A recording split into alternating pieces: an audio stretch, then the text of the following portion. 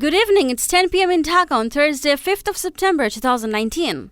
This news is a joint production and presentation of Radio Today and the Voice of America, broadcasting from Dhaka, Chattogram, Sylhet, Cox's Bazar, Borishal, Khulna, Bogura, Mymensingh, Kumilla and Kushtia.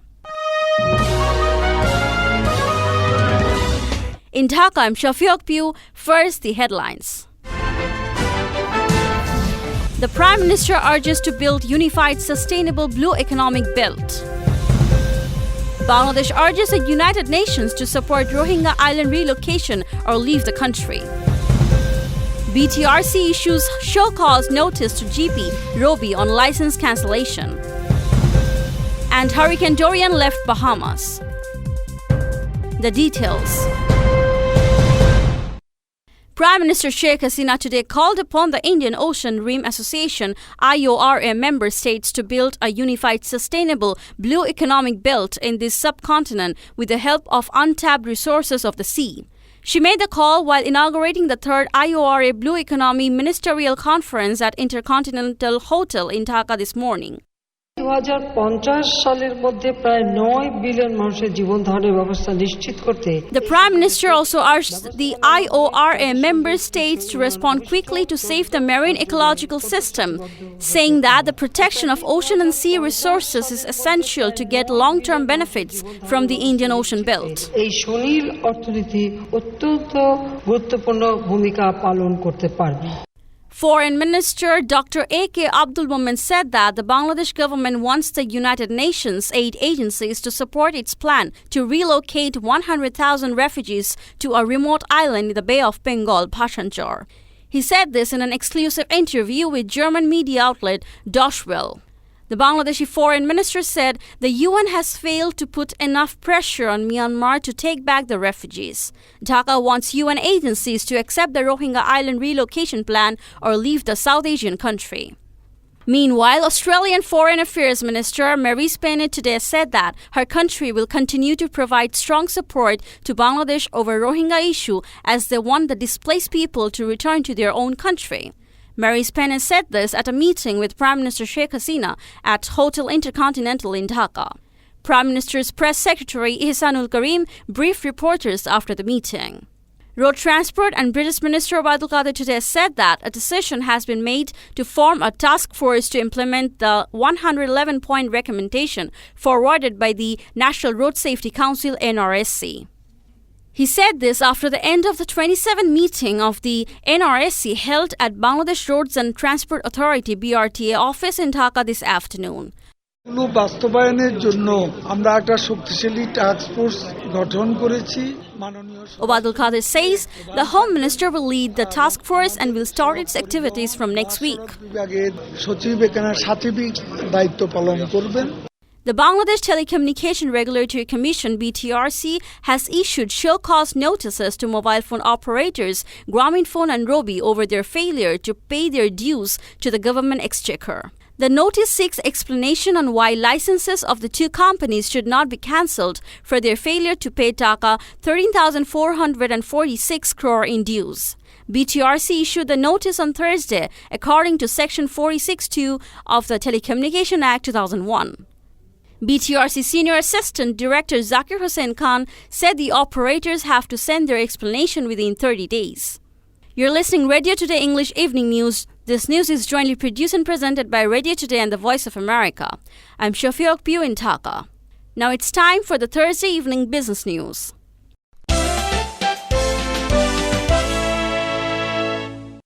Tech leaders in Asia are warning that risks from ongoing trade tensions are broadening, accelerating the fragmentation of the global industry and threatening collaboration in key research areas. New York-based international news agency Bloomberg reports that China and the U.S. announced face-to-face negotiations will be held in the coming weeks, but the prospects for a quick resolution to the trade conflict look slim. Some tech companies are seeing weakening sales and their competitive edge erode, pushing players to radically overhaul supply chains. Such splintering may now extend to other areas, including critical fields like artificial intelligence, in which the pair of global superpowers lead.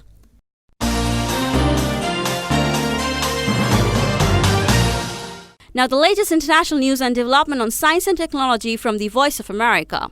First, the international news.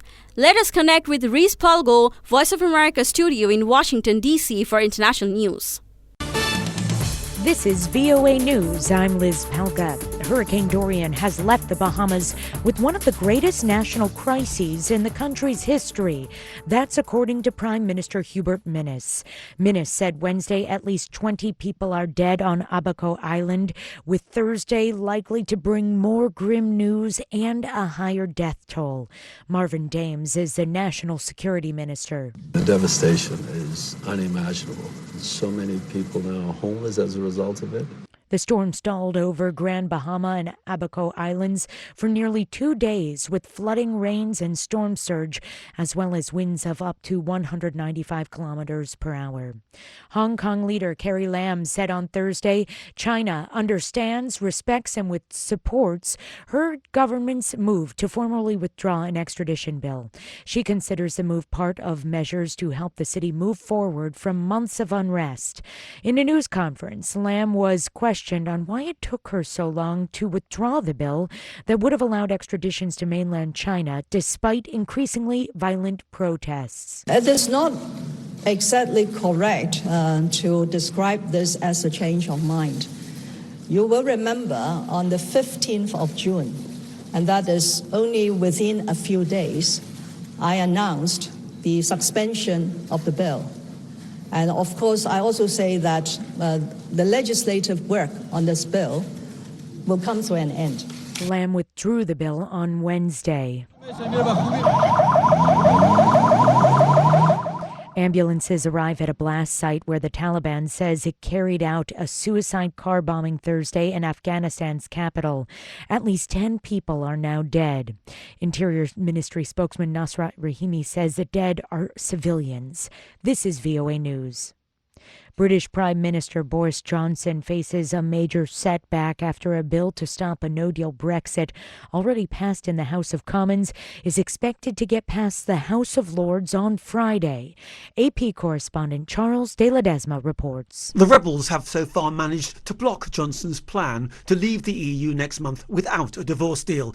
It was the embattled leader's third parliamentary defeat in 2 days, and evidence that scarcely 6 weeks after taking office with a vow to break Britain's Brexit deadlock, which had ensnared and eventually brought down his predecessor Theresa May, Johnson's plans for a clean break with the bloc are in crisis, with events seemingly spiralling out of control.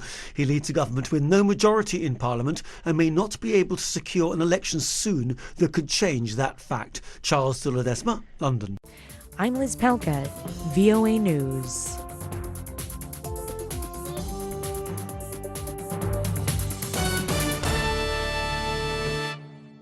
You're listening Radio Today English Evening News, jointly produced and presented by Radio Today and the Voice of America. Now the rest of the news.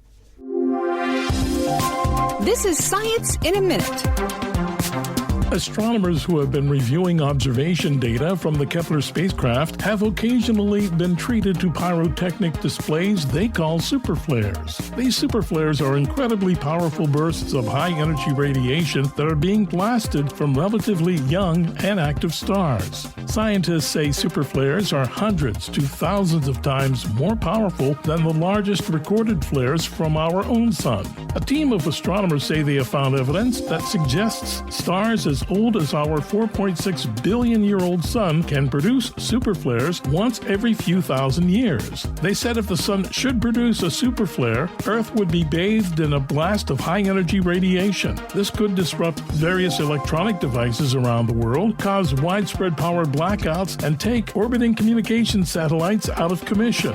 I'm VOA's Rick Pantaleo. Finally, the sports news from Radio Today.